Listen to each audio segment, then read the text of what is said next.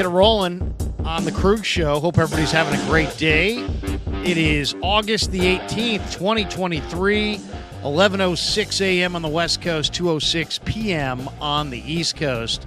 Welcome to the Pig and a Pickle Krueg Show, brought to you by Pig and a Pickle, the best barbecue in Northern California. Check them out in Emeryville and Corte Madera. They're open 7 days a week in both spots from 11 a.m. till 8 p.m. or until they run out. Pig and a Pickle, the best barbecue in Northern California. Also brought to you by Marin Auto Glass. Check them out, 415-883-3030 or at marinautoglass.com. And New York Style Sausage Company. The only sausage that I will eat is New York Style Sausage Company sausage. And we're talking with Jack Hammer, Santa Rosa Press Democrat, and, of course, the host of his own YouTube channel and a regular at Niner Camp. Jack, good morning. How are you, man? I'm great, Larry. It's Friday. Looking forward to the game coming up tomorrow. Camp's been a lot of fun, like you said. So, yeah, let's get this thing rolling. Yeah, no practice today. That's why neither of us are in Santa Clara. I've already streamed this morning with Ryan Hensley. I'm going to stream this afternoon on his channel. I'm streaming this afternoon with Damon Bruce on his channel. Rohan, I'm going to be on his channel today. Mark Adams is going to join me at 5 o'clock on my channel to talk a little bit about Roger Craig's candidacy for the Hall of Fame. I'm a real advocate for Roger to go to the Hall. And so we got a lot to do on this Friday as we stream coast to coast, basically, around the clock. And then tomorrow, of course, it'll be the game at Levi's, and then I'll do post-game on the channel. What do you got cooking on your channel the rest of the day after this? I'm not sure what I'm going to do yet. You know, I don't do a lot of shows on my channel like a lot of other people do, especially like yourself and so on. But I'm not sure. There might be a little bit of an update depending on what happens throughout the day. I'll probably go in there with and put another update on my thoughts going into tomorrow. And then the game will come up tomorrow, and we'll be doing a post-game show for sure after that tomorrow. Everybody, it seems to like those instant reaction breakdowns, and that's pretty much what you'll see on the channel. Keep it locked in. If you're a subscriber to my channel, if you're not already subscribed to my channel, have the notifications on. That way you'll know when we get going. There you go. And we're off and running here. We're going to do a little preview of Niners Broncos, which takes place tomorrow at Levi's Stadium. And then we'll do a little roster breakdown. But first I want to start with, wait for it, the quarterbacks. And ESPN today on First Take, Dan Orlovsky was on this roundtable, and I don't mind Orlovsky. Some of these other people on this panel are just flat out annoying as hell. But listen, this is Dan Orlovsky. Well, that's hold on a fair second. We to pause say. it. Like, we don't know. Hold on. We'll pause this for just a second. Orlovsky looks like Joy Taylor, another blonde lady. I'm not sure who she is, and I'm not sure who the guy is opposite him. But Orlovsky's a former NFL quarterback. They're talking 49ers. And the question was, are you confident that Brock Purdy can lead the 49ers to a Super Bowl? Brock Purdy was 7-1 as a rookie, including the playoffs last year. The Niners, of course, lost in the NFC Championship game for the second straight season. It all says that here on the bottom of the screen. But I wanted to get your thoughts on Orlovsky's take here on Purdy and Darnold and the Niner quarterbacks, and then their reaction to it. And we can talk about that first. Here's Dan Orlovsky this morning on ESPN's First Take. Oh, well, that's fair to say. Like, we don't know exactly who Brock Purdy is. I'm very confident. Incredible last year, but it was the first year. And that's absolutely fair to say. Yes, he can lead them to the Super Bowl. I think Brock Purdy and or Sam Darnold can take them to the Super Bowl, if I'm being dead honest. Sam Darnold. Absolutely. Absolutely. Sam Darnold is a incredibly talented. He's the most talented quarterback they have in the roster, throwing the ball wise. So, great defense. We all know that. Weaponry, Kyle Shanahan. I think the thing that changed for their offense a little bit with Brock Purdy post Jimmy Garoppolo was the little bit of the creativity, a little bit of, I don't have to call the perfect play for this young man because he's going to be able to either make the right choice or do something if it's not ideal. Like Kyle was, as a play caller, I don't want to say burdened, but it felt if the play call wasn't ideal in that situation with Jimmy, it wasn't going to work out well. Jimmy's a good player. I'm not here to bash Jimmy. Brock Purdy brought a little bit of creativity to their offense. I think the two questions I have about Brock are, can you do it again? And that's a little bit to your point, Molly. Yeah. Can you? It's hard to go year. Ben Roethlisberger used to say all the time, He waits for 3 years to see if a quarterback is going to be any good in the NFL or not. So can you do it again? Because, and Marcus Spears always says this, it's so much harder to game plan for a backup quarterback because you don't know what they are and or what they aren't. Mm-hmm. So now teams will. They have a whole offseason of seeing who he is in Kyle's offense, all that stuff. So can he do it again is going to be the big challenge. I believe he's capable of that. And then can he stay healthy? We know the history of quarterbacks there. They don't stay healthy, and he obviously got hurt last year. Those are their two biggest questions, more so than is the young man good enough? I think he is, and I think he'll do it again, but he has to go show that he could do it in the NFL. Oh, well, that's fair. There you go. A little bit of Orlovsky, and as you can tell, there wasn't a lot of belief from Joy Taylor as far as the other two. They didn't comment in that clip. But what do you think of what Orlovsky said? He thinks that Brock Purdy can lead the 49ers to a Super Bowl. He believes that Sam Darnold can lead the 49ers to a Super Bowl. Jack, what do you think of that? Do you agree? Do you disagree? I agree that I do believe that Brock Purdy could lead the 49ers to the Super Bowl. I think they might have even made the Super Bowl last year if he had stayed healthy in the NFC Championship game. So beyond that, I think he's going to be fine. I just the whole thing around this is just a matter of him staying healthy. If he stays healthy, if the team around him stays healthy, this is a Super Bowl team. Even if he doesn't necessarily have guys like, something happens to McCaffrey, I think they're still going to be okay. Or something happens to Debo. He's shown that he can get through that. It's if they have a number of issues that might slow him down, or if the defense doesn't play at the level that they need them to play. But I think that Brock Purdy, based off of what we've seen so far in training camp and based off what we saw from him last year, he can take this team to the Super Bowl and possibly win it. Just depends on what happens on that day. By the way, I said that was Joy Taylor. Somebody's in the chat saying it's Molly something. I don't Molly know. Curum, I think is her name. Oh, okay. Sorry about that, Molly. Anyway, didn't recognize Molly, and I didn't recognize the other two people on that panel either. But Orlovsky was the only one talking, so it really doesn't matter. The thing about it is, the health part of it is a big question. When people bring up the 49ers and their ability to, there it is, Keith Foster says, Molly Querum? There you go. People bring up the 49er quarterbacks. They always bring up, well, can they stay healthy? Do the 49ers, in your mind, do anything different than other teams that puts their quarterbacks in harm's way? Or is it literally just bad luck that their quarterbacks have gotten hurt through the years? That's an interesting one. If we just you have to go like on a case by case basis for some of these injuries, but the injury to Jimmy Garoppolo. Let's take two of the most recent injuries. The injury to Jimmy Garoppolo in 2021, where he injures his thumb, and the injury to Brock Purdy in the NFC Championship game, where he injured his elbow. Both of those came when you had a tight end blocking a defensive end. One of them was George Kittle. The other one was a guy who's no longer even around the team. And is that something that only the 49ers do? No, there's other teams around the NFL that use tight ends to block those defensive ends.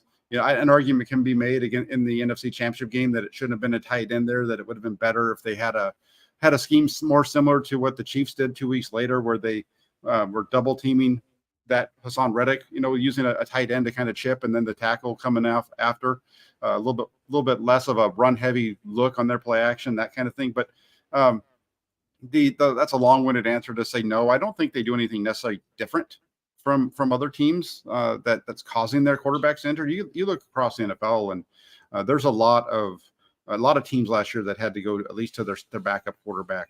I think there was only like 7 or 8 teams, maybe 9 last year that had their quarterbacks play a full 17 games. I just looked at the Purdy injury as somewhat freakish. I think you could probably say the same thing about the Garoppolo injury, right? I mean, he took a knee to the ankle and had to wind up with a Liz Frank foot injury right there on the base of the foot and ankle. I mean, what did the 49ers necessarily do, or even the 49er offensive line do to cause the Garoppolo injury? Well, I mean, he was getting sacked. He was trying to fight for more yardage. A D lineman put his knee down on the wrong spot of his foot, and there you go. As far as the Purdy injury, I mean, that was a blown block. People are going to question that play, but I mean, to me, I didn't question that play. And people will question, Tyler Croft blocking Hassan Reddick there, and people did. But it's football; it happens. Brock should have stepped up. That ball should have came out. Only thing I would have said about that is, to me, watching Philly down the stretch with their 70 sacks last year, I don't know that I would have gone play action pass early in that game, just simply because they weren't respecting the run action. They were just, and so what are you doing going play action pass? You're essentially just taking an extra half second to carry out the play fake. And if they're not going to honor the play fake at all, and the film kind of showed that they weren't really doing that, then maybe they should have just kind of eliminated play action altogether, because it wasn't necessarily going to be effective against Philly's defense. But other than, I really don't see a common denominator where you can say, well, the 49ers do X, Y, and Z, and they put their quarterbacks in harm's way. It's a run-heavy scheme, right? They run the ball quite a bit. Game to game, it can change, but basically it's a run-heavy scheme. So, they run, they play action pass off of it. I don't necessarily see any culpability or blame that can be thrown at the 49ers for how they handle their quarterbacks. Yeah, I agree with you in that sense. I think that you can. I don't agree with the narrative that's out there that it's a 49er Kyle Shanahan, deserves all of the, it's all about Kyle Shanahan. It's all about his offense. I don't necessarily buy into that narrative. There's something to be said about it, and we'll see what happens moving forward with Brock Purdy. Like you said, it was a little bit of a freak injury, but at the same time, Nick Mullins had the same injury occur to him playing in this system back in 2020 against the Cowboys. I don't remember all the specifics around that. They just get hurt a lot. I don't necessarily think it's just a Kyle Shanahan thing, though. I think it's something that happens around the NFL. The guys that are running his offense around the league have dealt with a lot of injuries at the quarterback position, other than the Green Bay Packers when they had Aaron Rodgers, but that's also Aaron Rodgers who gets the ball out of his hands quick, probably as quick as anybody in the NFL. So he avoids some of these hits. Beyond that, I just don't see it being much of an issue where I'm going to say it's Kyle Shanahan and he's, not taking care of his quarterbacks, and that's why they're having this issue. Couple of things I want you to react to. This is another one that I thought was interesting. This is Ari Myrov. And did you see this yesterday with Joe Banner? Joe Banner is the former president of the Eagles. He worked with the Browns and Falcons. He's worked with Kyle Shanahan. He was asked about Trey Lance and Kyle and his future with the 49ers. And let's hear from Joe Banner here with Ari Myrov. This was put out on the 33rd team, I believe, is the Trey Lance start on Sunday in the preseason game, and if you just looked at the box score, you probably thought, wow, he had such a good game. But if you watched it, you saw that his touchdown pass should have probably been an interception. You saw that he was sacked 4 times. It was not really a great game for Trey Lance. Joe, Trey has been in these trade chatter all off season long. Brock Purdy is ahead of schedule. They signed Sam Darnold in free agency. Do you feel like Trey's future is in San Francisco? How should they handle all of this here with the regular season approaching in a couple of weeks? Yeah, so my answer is affected a lot by the fact that I worked with Kyle Shanahan. And he's obviously a really good coach. I worked with some really good offensive coordinators. He is as smart, if not smarter than any of them. But he's a very emotional guy, and he tends to be a fairly short-term thinker. And once you get in his doghouse, it's really hard to get out. But knowing the way Kyle is wired, it's really hard for me to picture how they could ever just get back into a really good, positive place supporting each other. So that leaves me with kind of a simplistic that if they could find another place and give Trey a chance to showcase what at least I thought he could be in the draft, and let Kyle make his bet on the other guys he hasn't watched on, because it's just very hard. Once he gets down on a player, it's just very hard to get him back into a place where he's really objective about it, and that's not going to be good for any player. but especially for a quarterback. And the reality is, I mean, Trey, of course, was drafted number 3 overall. They traded a bunch of picks to get him, but he missed that final year of college because of COVID, only played 1 game. His rookie year, he was essentially a backup. His second year, he had 1 start in a monsoon. His second start has a season-ending injury. This is a player who simply has not really played much, and he just doesn't have enough reps. And it felt like San Francisco was looking into last year being we'll work with him, we'll let him grow, and eventually he'll be our guy. But then the injury happened. You just wonder if they're going to have patience to do it again, and it doesn't feel like they will. There were those trade rumors this offseason. I got the sense they were willing to do it if the price was right, and no team stepped forward. We'll see if anything changes here the next couple of weeks. If he shines in the preseason and someone says, you know what, we'll offer a more valuable pick. But if not, I've said this a lot here on the site, it doesn't hurt to carry 3 quarterbacks after what happened last year for San Francisco. So I wouldn't be shocked if they also just keep all 3 guys and also have Brandon Allen potentially on the practice squad eventually, just so we have enough quarterbacks for this loaded team that could be Super Bowl caliber. There you go. Ari Myrov on the 33rd team there with Joe Banner. Now, Joe Banner is, an executive. He was former president of the Eagles. And as I said, he said a couple interesting things there. One, he seemed to indicate that he had hopes for Trey Lance in the draft. So it's like there have been people that said that they would never draft Trey Lance or at least didn't have enough information on him coming out. Well, Banner's not one of them. Banner seemed to think that he had more ability than he's shown thus far. But he also made a dramatic statement there, and that is he kind of painted a picture of Trey Lance being in Kyle Shanahan's doghouse. Do you think that's accurate, Jack? I don't think he's in his doghouse. I think the problem with Trey Lance, the reason why Trey Lance is in the situation that he's in is he hasn't stayed healthy since he came to San Francisco.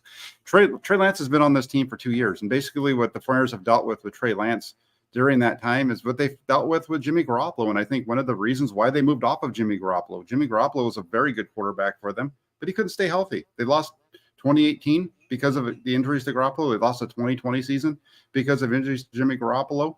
You look at Trey Lance, and their plan for him was for him to come in, compete with Jimmy Garoppolo for the starting quarterback role in 2021. He couldn't beat Garoppolo out, so they kind of, we know how that played out the rest of that season. They handed him the keys to the team in 2022, and he was injured after 5 quarters. I don't, so saying that, and then on top of that, not only did Trey Lance get injured, and so now he's on the sidelines, but then you have this kid come on the scene. Brock Purdy comes out and he blew it away. He played in an extremely high level, and that is the reason why he is the starting quarterback of this team right now, and why with Trey Lance, I don't think the 49ers are out on Trey Lance in any way. I just think that the 49ers see the future with Brock Purdy. They saw what he could do last year, and they have a lot of belief in him. And Trey Lance is still working through things that he was working through in 2021 when he joined this team.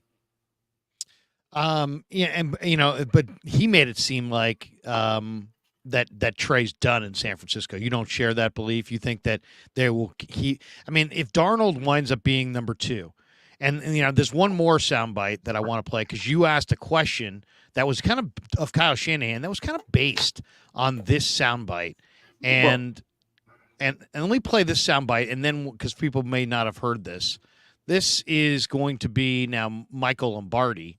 And Lombardi, I thought, went way too far here, but here's Lombardi talking on DraftKings, on the show on DraftKings, about Trey Lance. As you go down this road with Lance, it just becomes harder and harder and harder. And you could show all the clips of him moving and all that stuff. At the end of the day, when his mama lifted him from the crib, he just didn't have that quarterback instinct. He is not going to be the backup quarterback. I don't know what they're going to do with him, but there's no chance. There is no chance based on the evidence that I've seen and based on what I've heard. Michael, I asked you this before we ended the Lombardi line yesterday on VSiN. I think that he might be competing to stay on the 53-man roster. Like, is that where we at with Trey Lance right now? Like, are these reps looking for him to be able to say, can he stay on this roster and be a viable 49er? Well, I think you got to look at this, right? Like, that once you reach a conclusion on a player, okay, once you really have a handle on who the player is, then you've got to make some decisions. There you go. That was Michael Lombardi. And there was two interesting parts to that, Jack. There was, the part where he guarantees that he will not be the backup quarterback. And then there was the part that a lot of people pointed to that really seemed like it was a poorly worded way of saying he lacks quarterback instincts, bringing up when his mama lifted him from the crib. I mean, that just seemed so unnecessary. You asked Kyle Shanahan specifically about the criticism that Trey has been getting.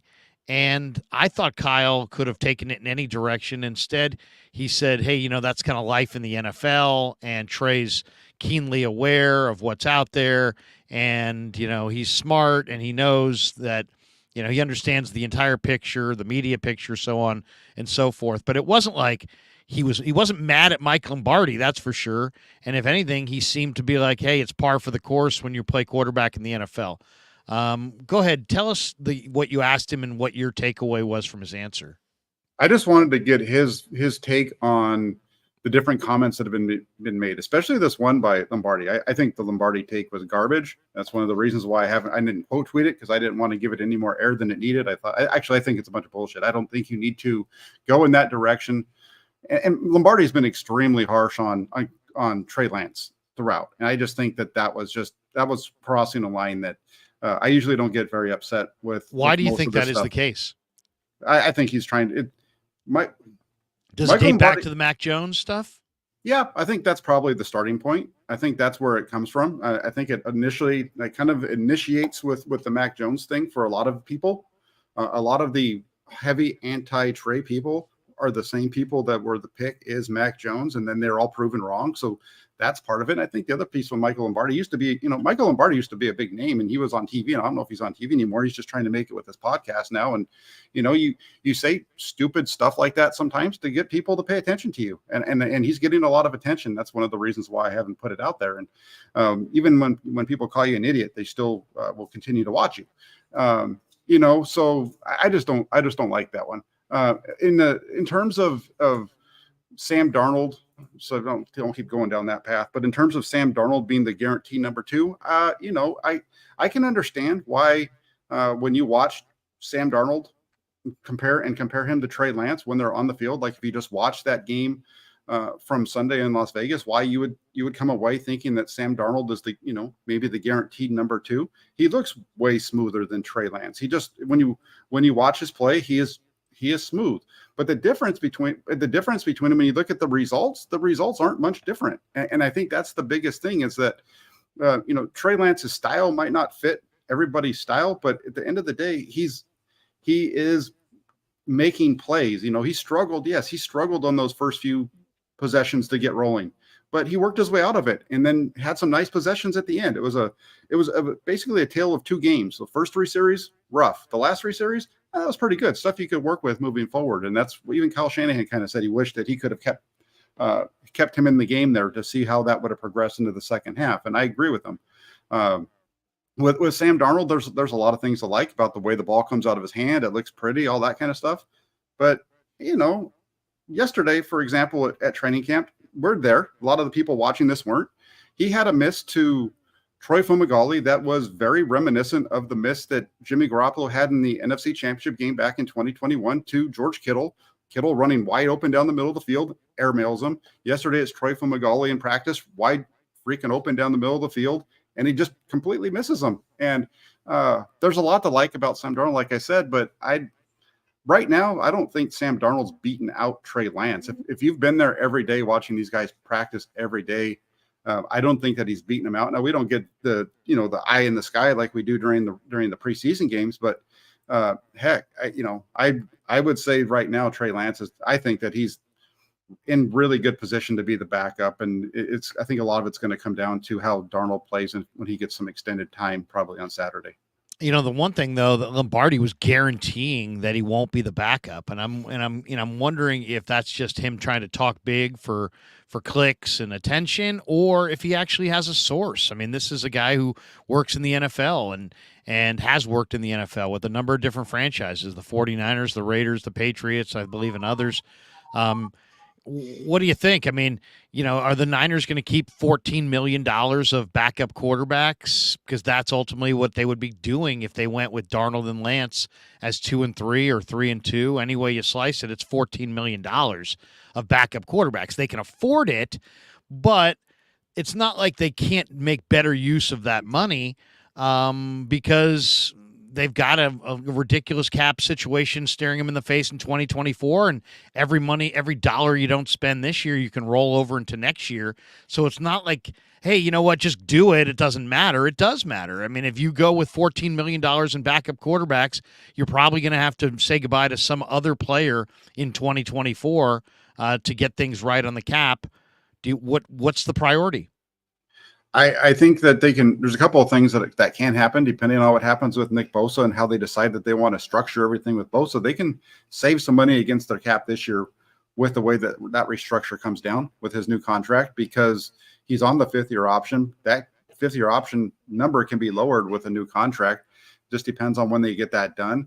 When it comes to Lance, I don't think Lance is an asset to the 49ers as it stands.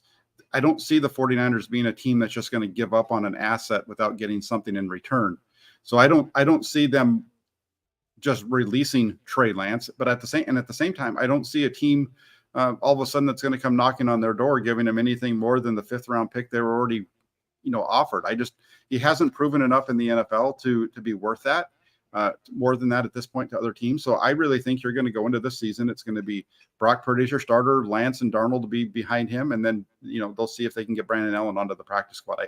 That's the direction that it feels like. I can understand. Again, I can feel everybody that's saying opposite in terms of, you've got to make a move, but I don't see them making that move because that's not the way they usually do business. They don't give up. The 49ers have a history of not giving up assets just to give them up. Easy Mercs with the Z says, "Hey, Larry, you have a chat. Pay attention to it." Well, I also have a guest here in Jack Hammer, and I want to pay attention to him as well. We'll get to the chat, and there's a lot of good comments in the chat, and some people battling back and forth between each other, which is pretty much par for the course in the chat.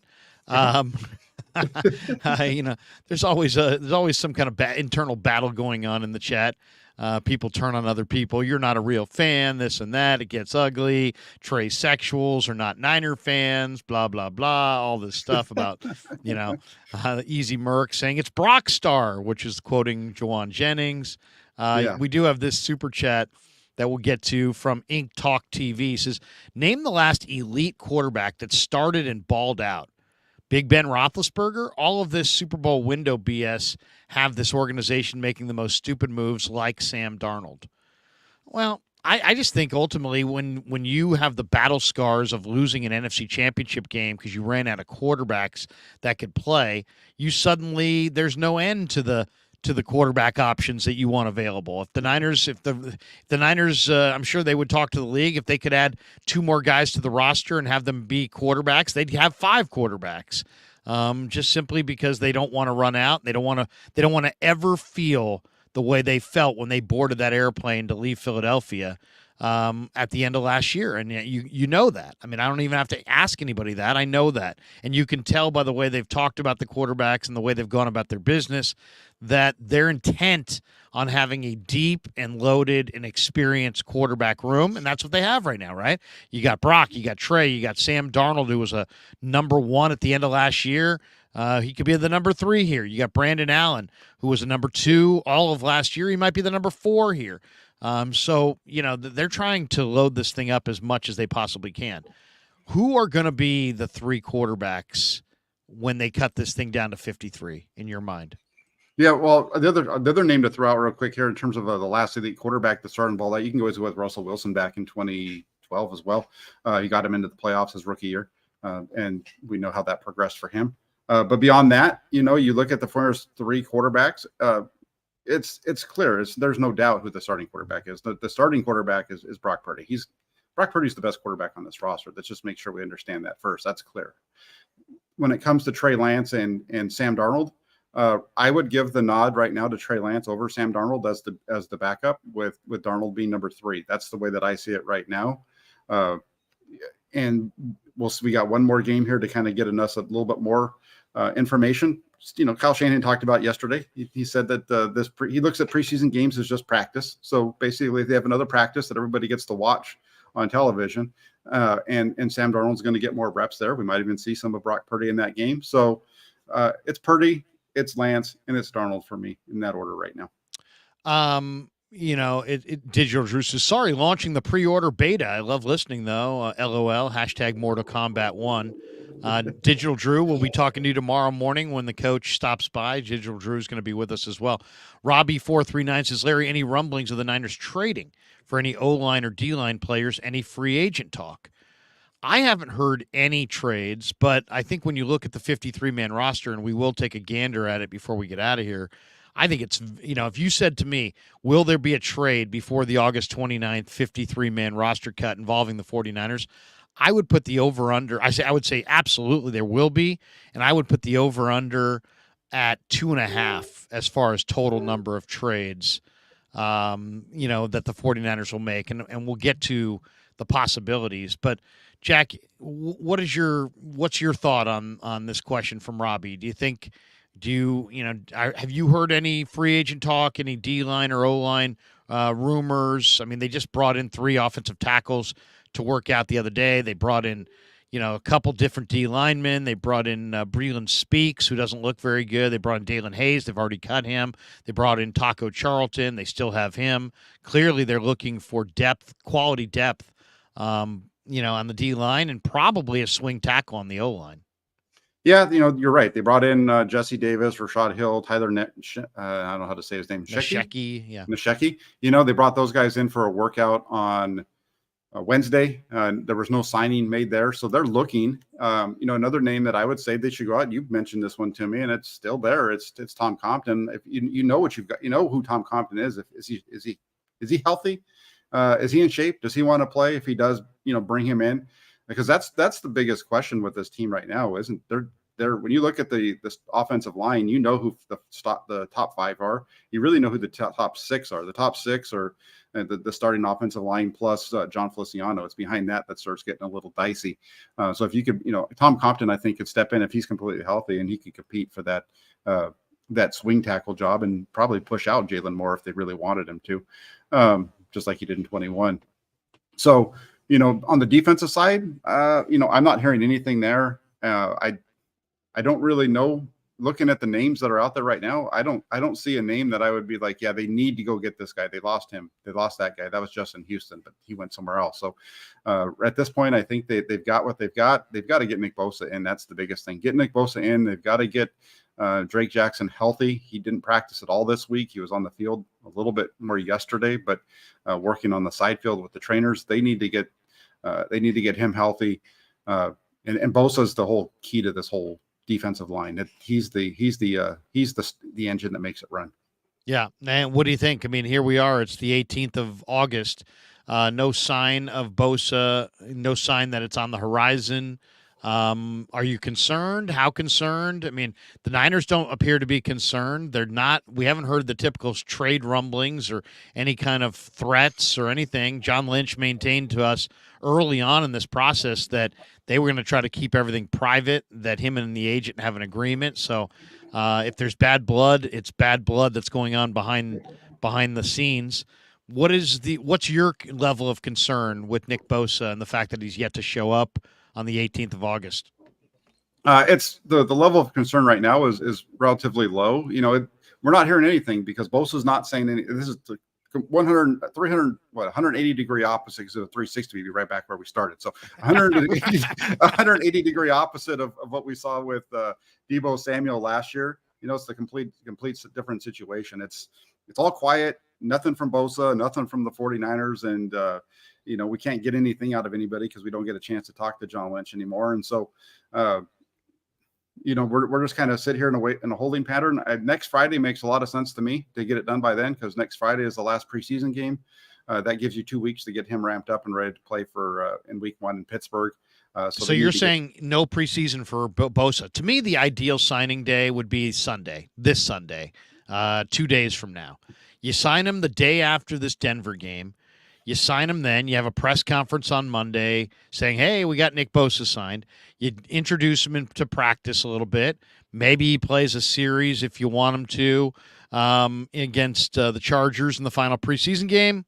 Maybe he doesn't, but you get him, shake out the rust for a few days in practice, and then into Pittsburgh. I personally would like to see him throw, have like 2 or 3 practices and maybe 2 or 3 series before Pittsburgh. I think that's the ideal. If you said to me, what's ideal? I think it's ideal that you don't sign him until the 20th, which would be tomorrow. It'd be 2 days from now. And then you get him a couple days of practice and a couple series in the game, and away you go. Yeah, I don't think we've ever seen Nick Bosa on the field during the preseason. So I don't think that's something that they're. He hasn't played. He didn't play in the preseason as a rookie. We didn't see him the first time we saw him on the field as a rookie outside of practice was in week 1 in Tampa. If my memory, I'm getting old, so I could be wrong on that, but I feel pretty good about that. And I don't think he played last year either.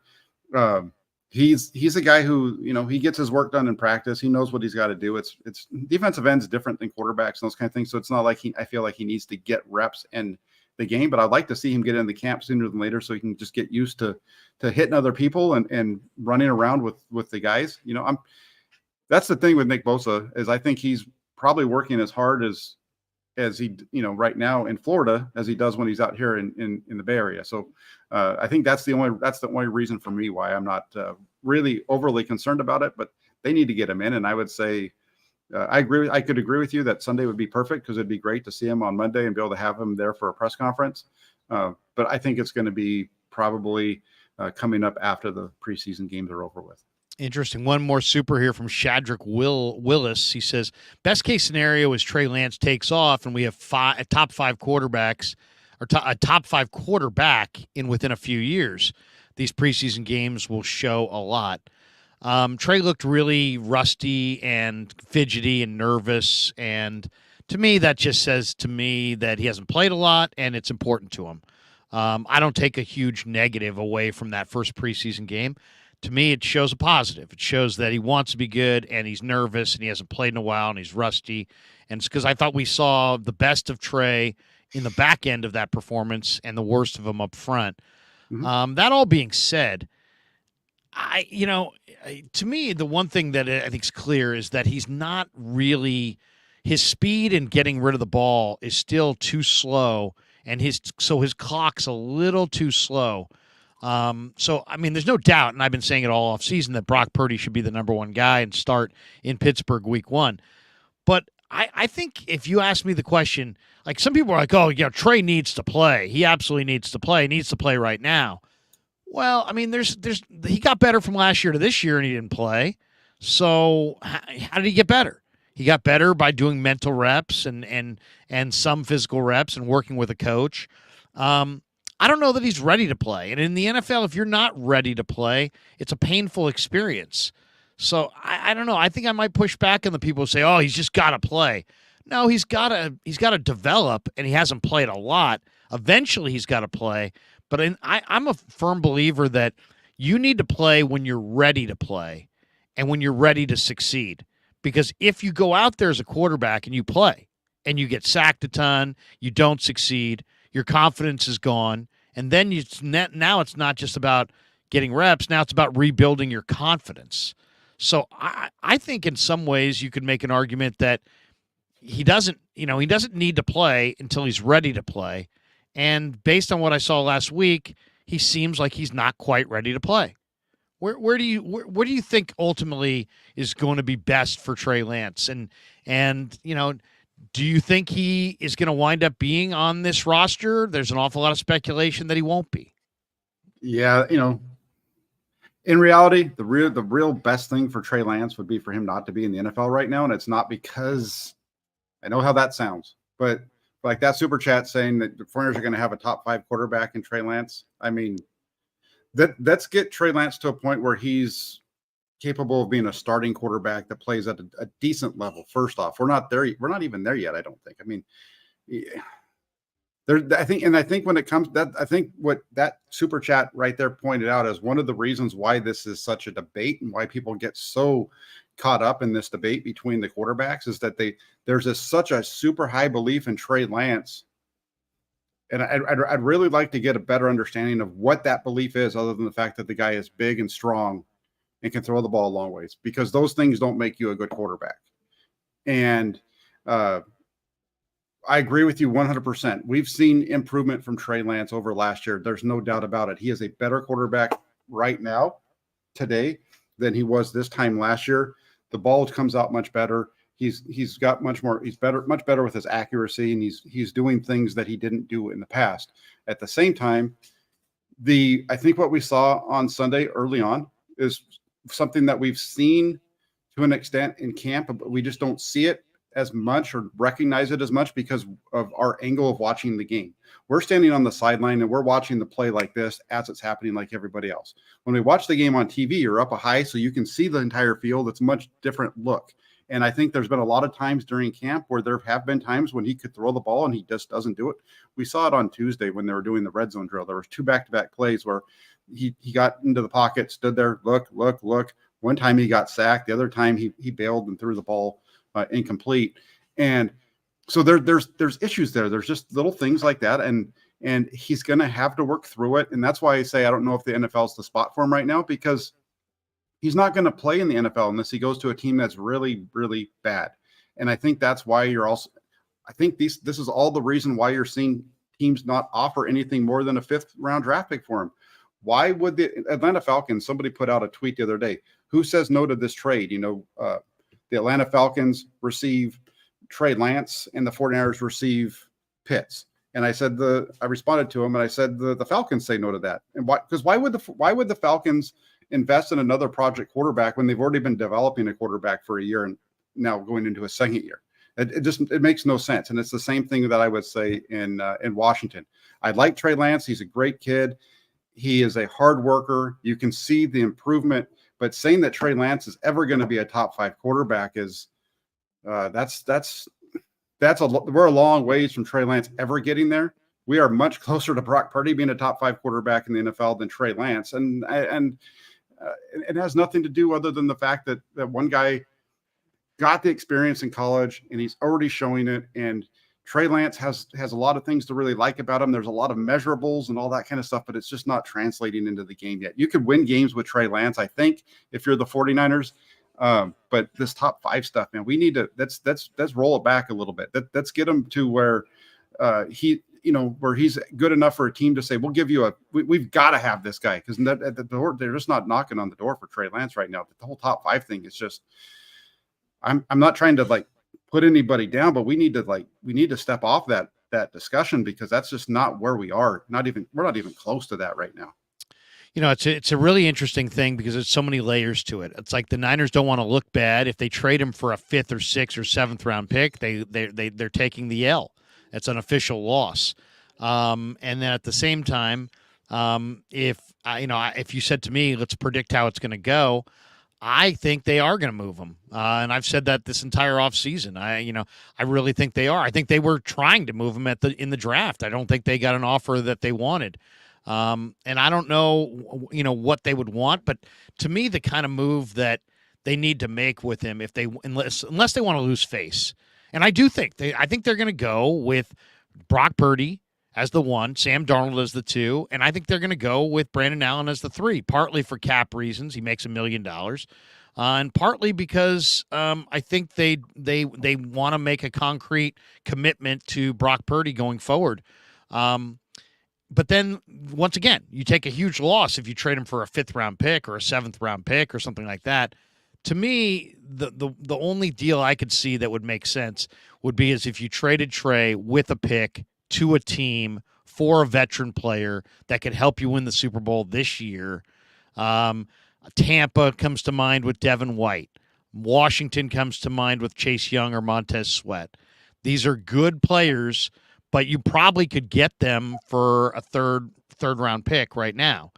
I could see the 49ers trading a 3rd round pick and Trey Lance to one of those 2 teams for that veteran player And essentially that team's getting, Trey Lance to take him off the 49ers plate, off their cap, and they're getting the same thing they would get for Devin White, except now you're getting Trey Lance and a third-round pick, or you're getting the same thing you would get for Chase Young, except now you're getting Trey Lance in that third-round pick.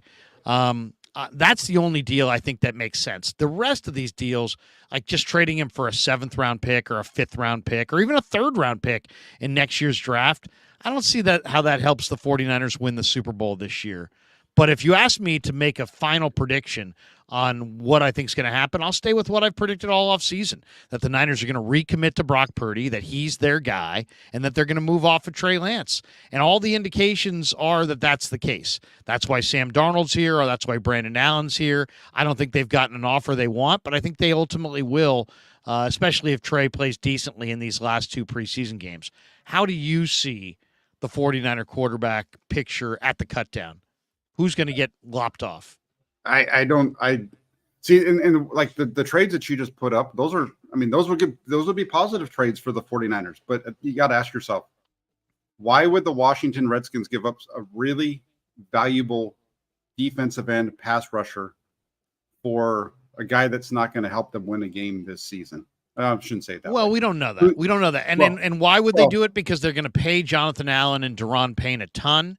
They already have not picked up Chase Young's 5th-year option. There's a lot of speculation in the NFL world that they're going to move one of those defensive ends. They don't have a long-term quarterback answer. This would be taking a flyer on a guy who was a top 5 pick. You just heard Joe Banner's thoughts. It sounds like some personnel people still have a high opinion of Trey Lance. They may share that belief. Martin Mayhew was here when the Niners took Trey Lance, so maybe he has an affinity for Lance. I mean, a lot of this is speculation on my part, but I just think that the 49ers, it makes no sense for the Niners to move off of Trey Lance unless they get something that can help them win the Super Bowl. But I also don't see a burgeoning market for Trey Lance, but I do think they want to commit to Brock Purdy, and they have Brandon Allen and Sam Darnold. And the way that John Lynch talked about Brandon Allen and his pregnant wife going into this last game, he made it sound like, oh, man, this guy's part of our family. It didn't sound like, hey, 10 days from now, I'm going to cut the guy who I'm now, saying, hey, congrats on the newborn baby. Now, it's the NFL and anything can happen, but those are the options. Darnold's here, Purdy's here. They're not going anywhere. It's a matter of, are they going to cut Brandon Allen or trade Brandon Allen, or are they going to find a new home for Trey Lance? You just heard Lombardi, who does have sources, say Trey Lance is not going to be the backup quarterback. Now, I don't like the way he said it and the phrasing he used, and that's a different topic and different part of that. But that's the other takeaway from his line, is that here's a guy with sources who's like guaranteeing that Trey's not only not going to be the starter, that he's not going to be the backup. Yeah, and if the 49ers are going to move off of Trey Lance this year, they are going to have to get egg on their face. They're not going to get I just don't see a way that they're going to get a player like Chase Young or Devin White for Trey Lance. I just don't see it. I could be completely wrong. I think if they're going to move off of him, it's going to be for a 5th or a 6th round draft pick, and that's it. And that's why I don't think the move is going to be done. Maybe they just bite the bullet. Maybe there's more going on behind the scenes with Trey Lance that we haven't heard. In which he's trying to pressure the 49ers into making a move. But I have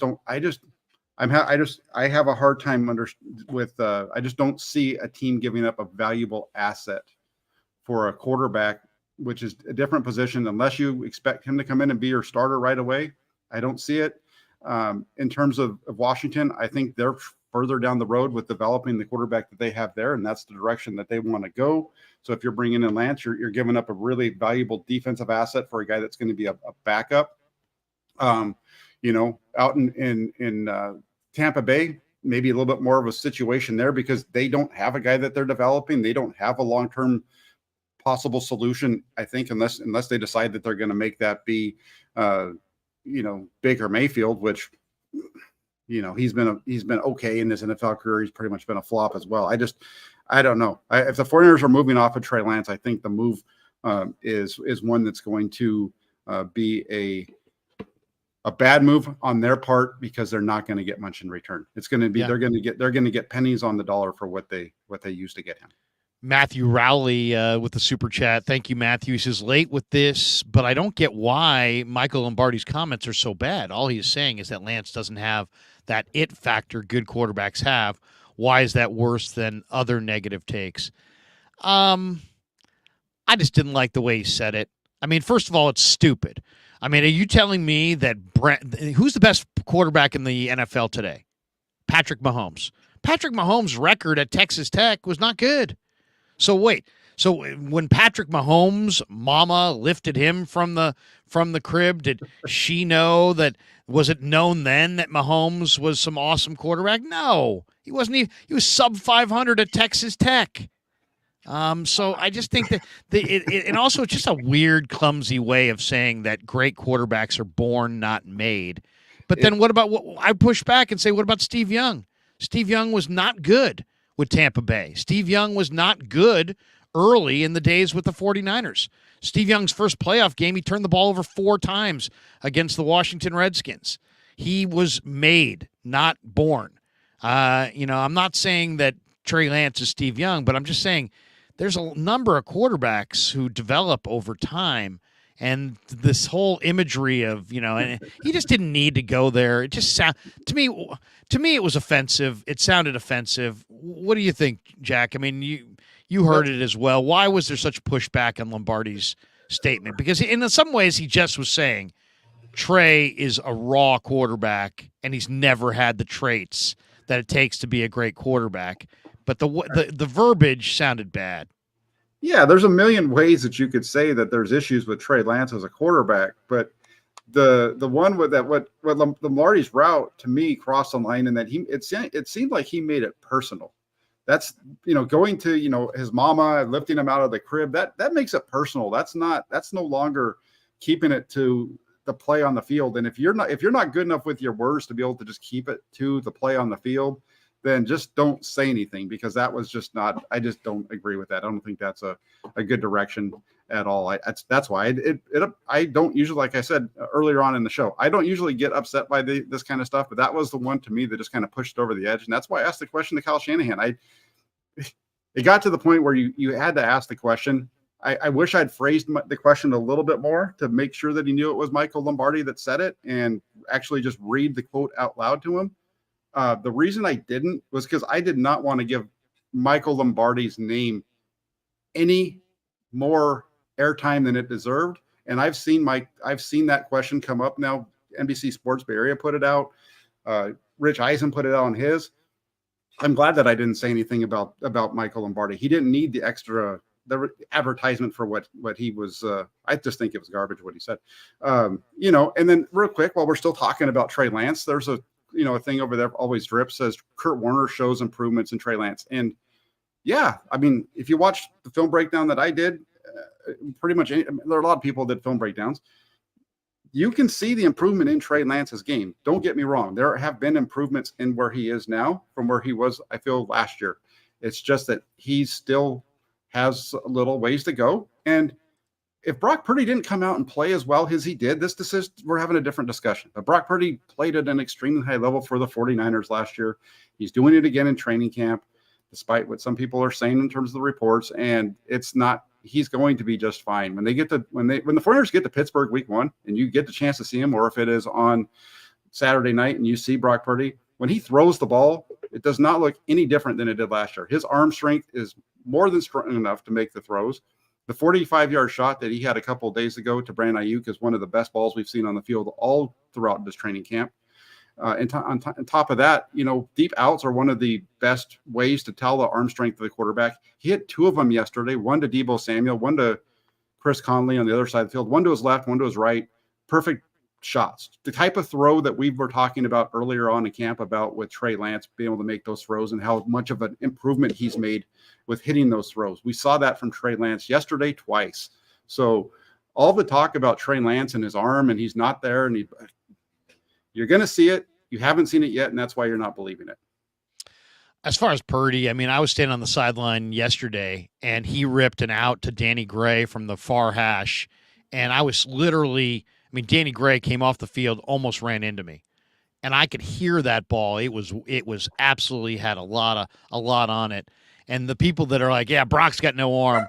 I don't know, man. I saw him stick that out. And as far as yesterday's practice, I counted about 6 or 7 just flat out dimes where he put it on the receiver's hands, sometimes on the run, sometimes deep out, sometimes corner routes. I mean, he literally was throwing the heck out of the ball yesterday. So I don't know. There's a lot of people who are skeptical of Brock's future. I'm just not one of them. All right, a couple of people here want to jump in. Clarence speaks. Unpopular opinion, perhaps, but do we even need an elite quarterback? I would say you do. I'd say you need an elite quarterback, just simply because look at who's won the Super Bowl in the last 30 years. It's elite quarterbacks, and maybe every 10 years there's one non-elite quarterback that kind of bucks the trend. And then the question is, how good is Brock Purdy? There's a lot of people that are in a rush to say, you need an elite quarterback and Brock ain't it. Well, I mean, there are examples, Nick Foles and others, Peyton Manning. Peyton Manning, when he won the Super Bowl here in San Francisco, was far from elite. He was borderline subpar at that point. I mean, he was not very good. But, we've seen quarterbacks who weren't elite win Super Bowls. As I said, it happens like once a decade. But then there's also this kind of assumption that Brock Purdy is not nowhere close to an elite quarterback, partly because of his draft position, partly because of his stature. But I really have high hopes for Brock. I know a lot of people think I'm a Brock stan, but there you go. What do you think, Jack? I mean, do the 49ers need an elite quarterback? Is there any chance that Brock Purdy can become that elite quarterback? You need an elite quarterback if you don't have elite talent elsewhere. I think that's the best way to put that, because like you said with Peyton Manning, at one point he was an elite quarterback, but when he won the Super Bowl in Santa Clara with the Broncos, he was far from an elite quarterback, but he had an elite defense. That elite defense is what helped them win that game almost more than he did. You talked about Nick Foles. That was a very good Philadelphia team that got hot at the end. And he played it at a pretty high level, and that's an example of where you get to a point it's a one game. It's one game. If you play better than the other guy on that one day, if the Eagles and the Patriots played each other 10 times that season, the Patriots probably win 8 of them. But that day they were better, and that's why they won the Super Bowl. And there's a lot of those examples throughout history. As far as Brock Purdy ever being elite, I don't know if he's going to ever be elite. But he's got a lot of things to like about him in his makeup and the way that he goes about playing the game. And I think the 49ers can win the Super Bowl this season with Brock Purdy if he is healthy, and if this defense plays the way that we expect them to play, and everything else around him. Will Brock Purdy win a Super Bowl 5 years from now when this team's completely different? Depends on if he progresses. If he continues to progress, they could, because you look at Tom Brady. Tom Brady won a Super Bowl. He was a 6th-round draft pick. Nobody thought Tom Brady was elite. Nobody thought Tom Brady was elite in 2001 when they went to the Super Bowl. I guarantee you that. There was nobody. There were years in Tom Brady's early portion of his career that even though he was winning multiple Super Bowls, if you can remember back to the early 2000s, if you can take yourself back to that time, there was a number of folks who were saying that is Tom Brady really elite? Look at this. If it wasn't for Adam Vinatieri making these field goals at the end of games, he doesn't win the Super Bowl. Right. He's got Ty Law. He's got Richard Seymour. He's got all these other guys. They're doing it. He's just a caretaker. He's got Bill Belichick. He's got all these things, right? And who knows what's going to happen? We don't know. I don't know. There's a lot to like about Brock Purdy, and I pushed back pretty hard on everybody that's said, been negative on him, because there's not a point that you can actually, there's not a stat or anything or even the film that really shows that he's not the guy. That everything that people have tried to say he can't do, you can find examples of him doing it. His numbers were off the charts last year.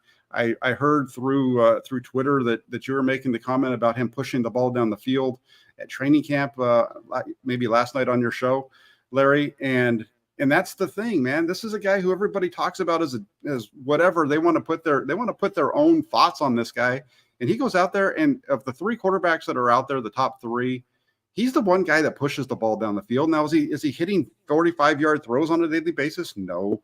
But we know that Brock Purdy is very good in the middle, intermediate area of the field at 10 to 19 yards, which is where you live in the NFL, 80% last year. And you see the ball going there a lot. And he's not afraid to let it rip down the field when it's there. And that's why I say I look at him right now, and I don't feel like I'm not here to say right now that he's gonna what he's gonna do this year, but he looks really good. And I think you put everything together, you start to put a game plan together, and I think this offense is gonna be right back to where they were last year at the end of the season. And the players believe in him. It's pretty clear. Holland Tracy said, let's focus on the quarterbacks that'll give us the best chance to win now. That's not Trey, unfortunately. I say shelve him. There's no trade equity right now. Digital Drew jumps in. He says, Trey was struggling with the most basic formations in the first preseason game. Time to embrace the idea that he ain't it. We got this one from Johnny Dell's Football Academy. Trey and Kinlaw to the Commanders for Chase Young. Jeffrey Ray says, if Brock Purdy gets hurt, would they call Phillip Rivers? I don't know. I would hope not. Keith Maloney says, thank you, Jack, for asking the question. That comment was a dog whistle through a bullhorn. Talking about Michael Lombardi. All right, let's finish up with this. Niners Nation has the 9 players to watch in this preseason game this weekend against the Broncos. Here are their 9 guys. Jordan Mason, number 1. Ronnie Bell and Chris Conley, I guess 2 and 3. Troy Fumagalli, 4. Ilm Manning, 5. Isaiah Oliver, 6. Ambry Thomas, 7. Jake Moody, 8. Deshaun Jameson, 9. Those are the guys that they're really looking for this weekend. I'll throw it to you, and I titled the stream preview of 49ers Broncos preseason game number 2. But, we've kind of buried the lead a little bit. But what do you think, Jack? I mean, who are you looking forward to seeing this weekend? I'm looking forward to Jordan Mason. That's one of the ones that they put on there. But I also want to see Ty Davis Price. That's a competition right there between those two. And I want to watch. I think if you're watching this game, you need to pay really close attention to both of these guys. You look at Jordan Mason. He's a good running back. You watch just watching them on the practice field. There's a big difference in the way that these two guys run. Ty Davis Price is a one cut and go up the field kind of guy, whereas Jordan Mason, he has that ability, but he also was really good about setting up his blockers and then making that cut and doing those kind of things. He's underrated in those kind of ways. And the biggest thing that you need to watch when you watch Jordan Mason and Ty Davis Price when they're on the field is watch them in pass protection. I felt like Ty Davis Price was awful against the Raiders. I mean, it was really, really bad. The only time that Ty Davis Price squared up a blitzer or a guy in pass protection on Sunday against the Raiders was when he dove into the guy's feet and the linebacker didn't move fast enough, and so he hit him in the crotch. Other than that, everything was a throwing a shoulder. I'm diving at your feet, missing you most of the time. And I think there's a lot of negativity around the offensive line pass protection. A lot of that, I think, had to do with Ty Davis Price. That would have been a question I would have asked Chris Firster yesterday if I'd made it on time. So I think that's number 1. Jordan Mason, Ty Davis Price. I think that's a big one. Troy Fumagalli, he's a nice player. I think that you should be paying attention more to Cameron Latu because this is the guy the 49ers expect. Troy Fumagalli is a guy that's here to fill up the roster during training camp.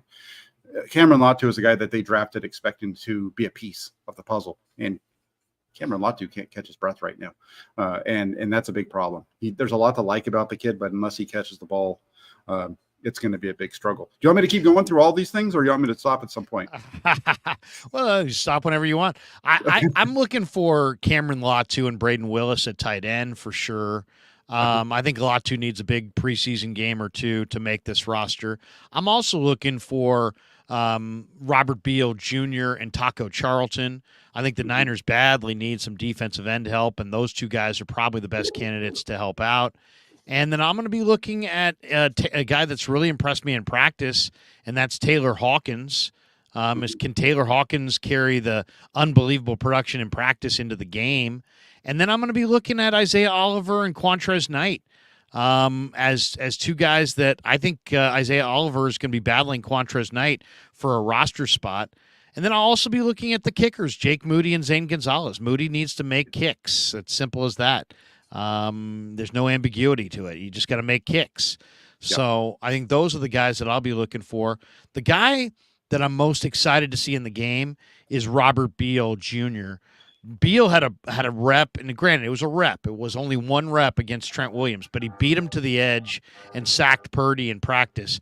And it was the kind of explosive pass rushing move that they drafted him exactly for that reason. And to me, I'm not that impressed with the backup DNs. Alex Barrett, Austin Bryant, Breland Speaks, Taco Charlton, Robert Beal.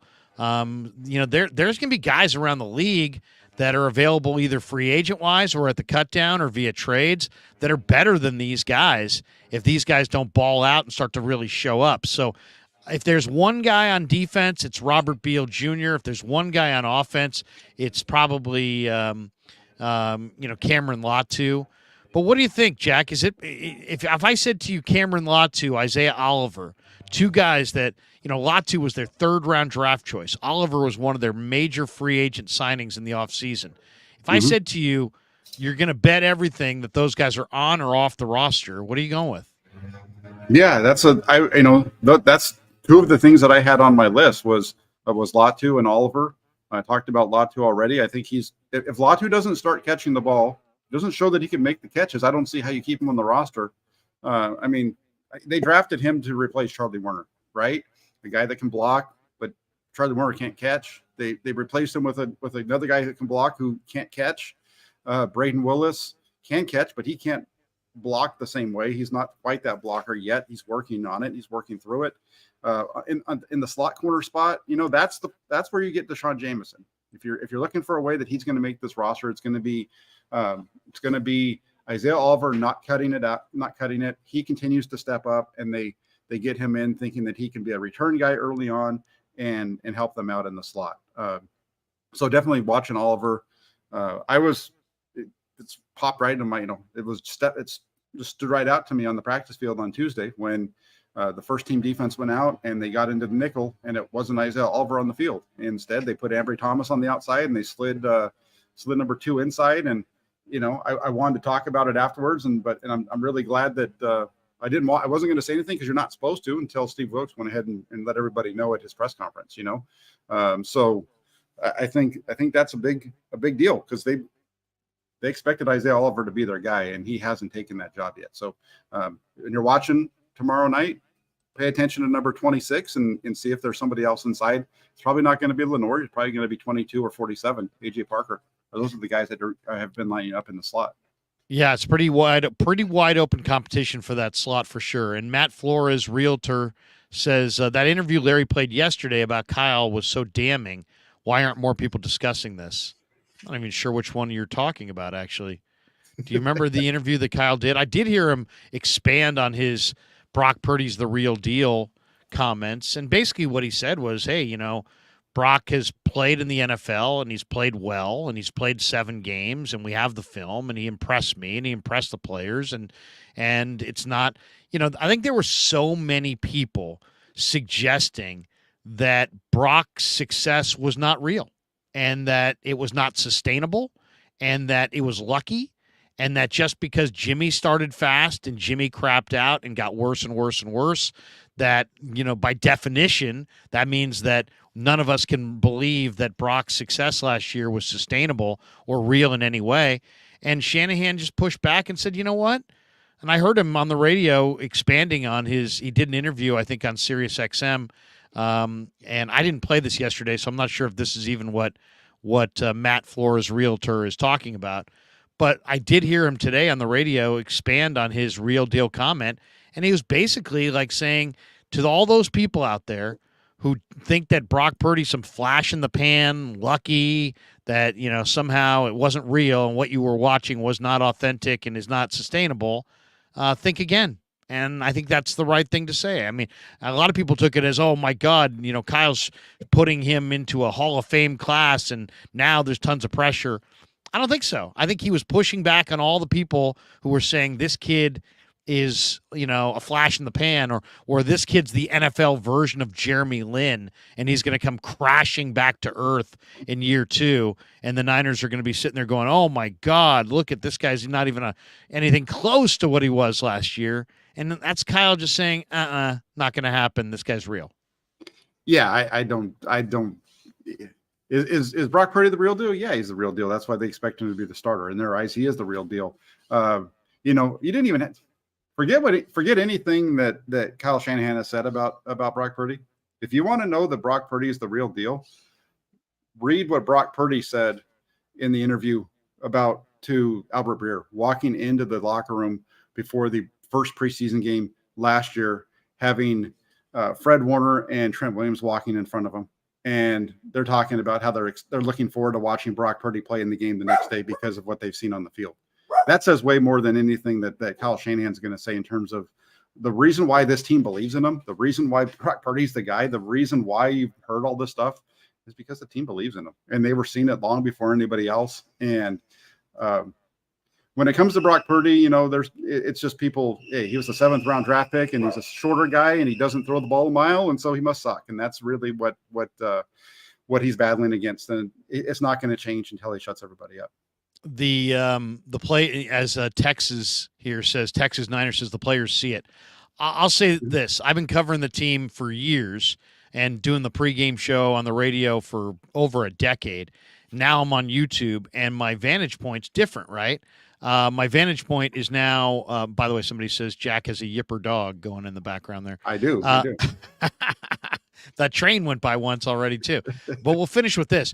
The last 2 years, this year and last year, I've had an opportunity to cover the 49ers on a day-to-day basis and be in the locker room and actually face up the players and get a chance to talk to Shanahan, talk to Lynch, talk to the players, and have a much better feeling for the vibe of the team.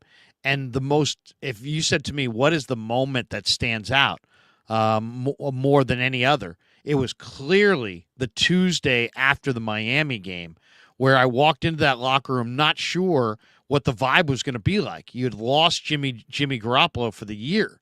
Everybody knew it. It was a Super Bowl team that had lost their starting quarterback and was now going to have to go the rest of the way with Mr. Irrelevant, the last pick in the draft.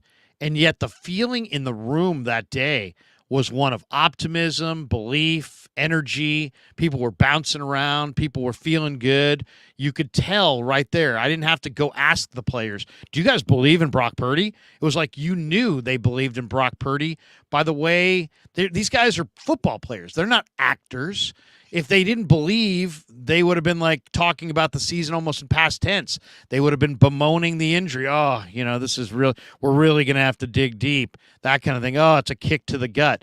People were like, hey, we're feeling good. Like they hadn't lost anybody at all because they knew what we eventually would find out, which is that Brock Purdy was more than a suitable replacement and that their season was not done and that their playoff hopes were not dashed. And that, to me, was the most interesting moment. And it was it revealed to me their true belief in Brock Purdy. And then the rest of it is just like, you can get a quote here, get a quote there. And guys would tell you over the course of the season, yeah, we really believe in him. Here's why. And Ray told me, man, I was out of the huddle one time and he started MFing me and yelling at me and getting in my face. And I knew then, man, this guy was a real leader. So I don't know. To me, that's the interesting one right there is that just the players have a belief in Brock Purdy, and the fans, unfortunately, I think need to see it again and maybe see it again and again and again. But the players don't. The players know what they have in Brock Purdy. Jack, give me your final thought on the way out the door. We're going to see you tomorrow at Levi's for the game. Get there plenty of time. I'm sure it's always difficult getting in and out of that place, especially with all the first game of the year, the new protocols and people that are doing part-time work, for the first time all year. And there'll be some wrinkle to getting in that, that'll be difficult tomorrow. Bank on that. But give me your final thought before we call it quits here. No, I think the 49ers are in a really good position. Tomorrow, like we said, we went through a number of people to pay attention to, positions to pay attention to. You're really going to be seeing the depth of the 49ers on display, because the 49ers starters may play a little bit tomorrow. You might see a little bit. I think we're going to walk away from tomorrow with a much better idea of what's happening at the second quarterback position as well. And I just feel like the 49ers are in a good spot moving forward. Pay attention to what you see on Larry's channel. Pay attention to what you see over on mine. Go to Inside the 49ers with Jack Hammer. Check it out. Also get to 49ers.PreSdemocrat.com. I hear a lot of people talking about wanting to hear more than just a quarterback conversation.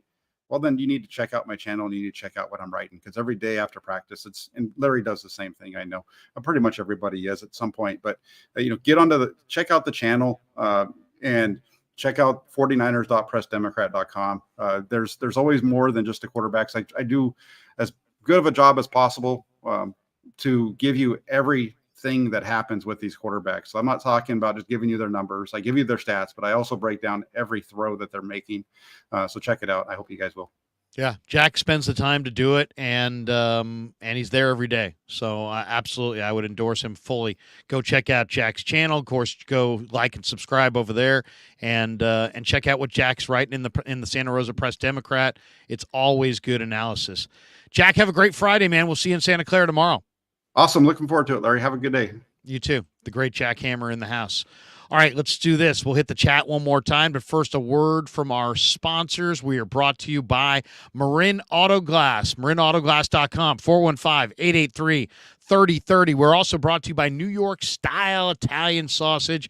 New York Style Sausage Company is my favorite sausage. And they, whether it's Italian mild, the Italian spicy, the breakfast sausage. I just got some chorizo from down there. I'm going to do some chorizo and eggs. Burritos. Oh, those are going to be fantastic. The breakfast burrito with the chorizo, absolutely mouth-watering. They got 2 locations for Pig and a Pickle, our title sponsor as well. They're in Emeryville and Corte Madera. And, of course, they're open from 11 a.m. to 8 p.m. or until they run out in both spots. Check them out in Marin County, and here's where or in Emeryville. Here's their location in Marin.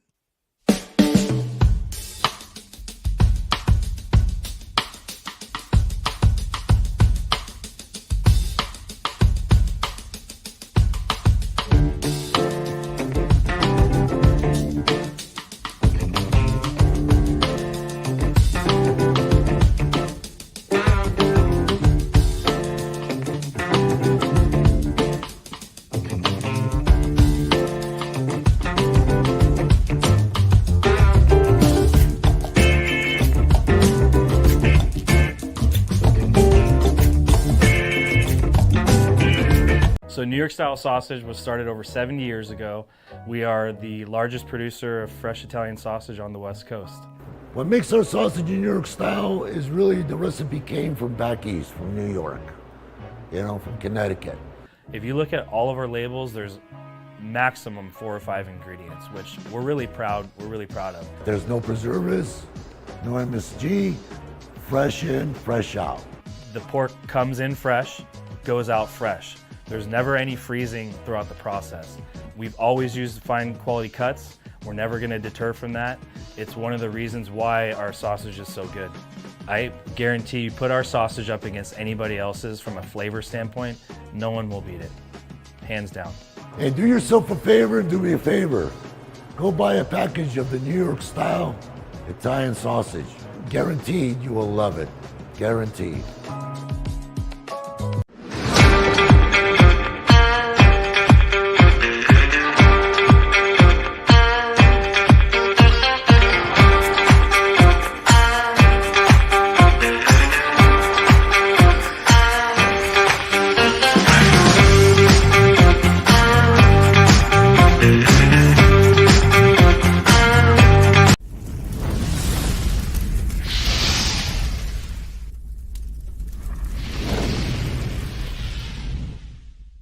All right, we're coming down the home stretch on the Krueg Show. Busy day today. We were on Ryan Hensley's channel at 9 a.m. We just did a live stream with Jack Hammer. I'll be joining Damon Bruce on his channel at 2 o'clock.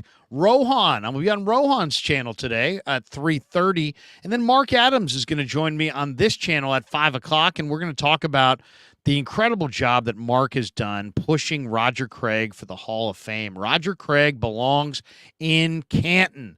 It's one of my life goals is to get Roger into Canton. I believe he belongs. I believe if Bill Walsh were still alive, he'd be in already. So there's no question in my mind that Roger belongs in, and Mark Adams will stop by, and we'll talk a little bit about all the work that he has done. He basically heard me on with John Lund and Dennis Brown on KMBR a couple years ago in a pregame show. And I found a couple articles on Roger Krueg for the Hall of Fame, and I'd heard that Roger was going to be at the game.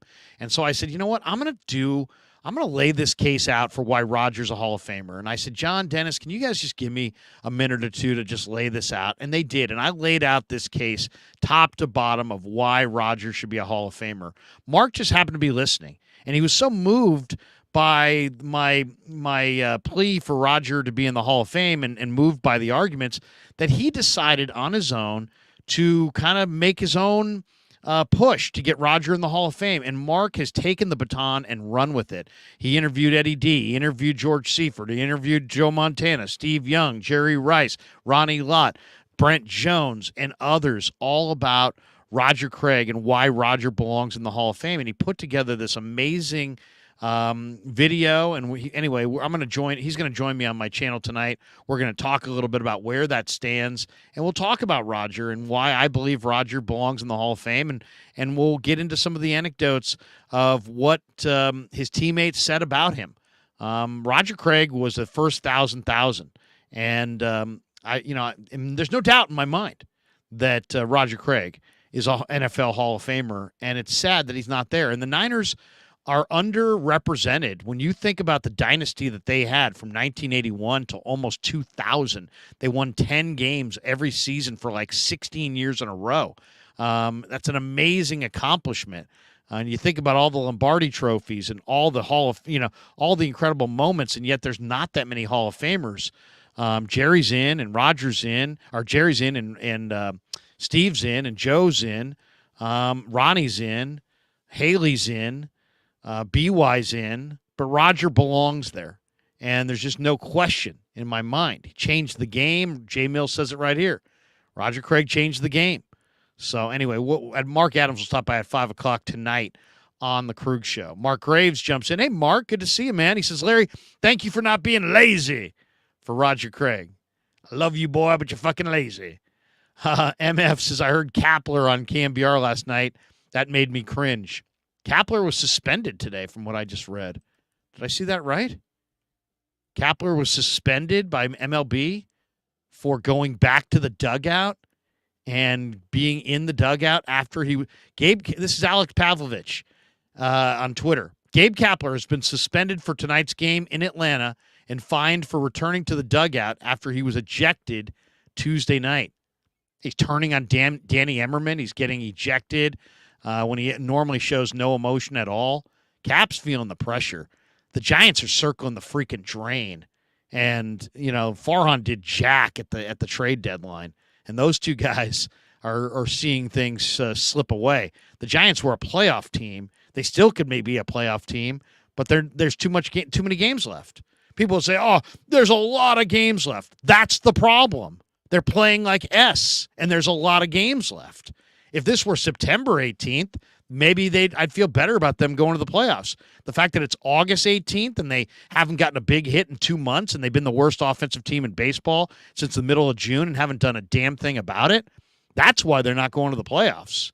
I mean, simple as that. By the way, if you can, hit like and subscribe. If you hit like, that helps more people find our shows. If you hit subscribe, you hit that notification bell every time we go live, you'll get a notification that we're going live. And right now we are sitting at 21,658 total subscribers. We've had over 1 million views of our content, live streams and videos in the last 28 days alone.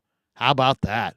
Over 1 million First time in the history of this channel, which is about almost a year and a half old at this point, 1 million views of Krueg Show live streams or videos in the last 28 days alone. Easily our biggest month right now, and we're going to, obviously kill it all throughout football season. So thanks to all of you. Thanks to my son, Kevin, who's a big help to me in a lot of ways. And he produces a lot of these videos. Please check him out. If you want to subscribe to the show, please do. If you want to support the show in other ways, you can do that as well. If you go to my YouTube page, The Krueg Show on YouTube, there's a store, and you can buy T-shirts and merchandise, and we've got a brand new one up. Let me see if I can show it to you here. The newest T-shirt is out. We designed it, and we put it up, and where is it? Here it is. Here it is. There you go. On the front, it has the Krueg Show the same thing I'm wearing right now. It has the same, whatever you call this, logo on the front. And on the back, it says, "You're effing lazy." So there you go. I ordered one of those for myself today. Very, very good. Check that out. I love that shirt. I love that T-shirt. Adata 84, 1 million views. Nobody cares. Nobody cares. Joking. Love you, Krueg. Yeah, that's G-Rad's favorite line. Nobody cares. Ty Alston jumps in on the chat. Hey, what's up, Ty? He says, "Hey, Larry, let me borrow some of those views." Yeah. We'll loan them. We'll sell them out. Like I used to do second semester my freshman year at Sac State. I would sell some of my meal credits to some of my fat buddies in the dorms. Yeah, you ran out of meal credits at the DC? Here, give me $50 and I'll sign some over to you. There you go. Anyway, hey, good stuff. Thanks to Jack Hammer. Thanks to all of you. Join me at 5 on this channel for Mark Adams and some Roger Craig Niner talk. I'm looking forward to that stream quite a bit. Join me at 3:30 on Rohan's channel. Join me at 2 o'clock on Damon Bruce's channel. Guys, it's time for lunch. I mean, the most important part of the day, it's lunch.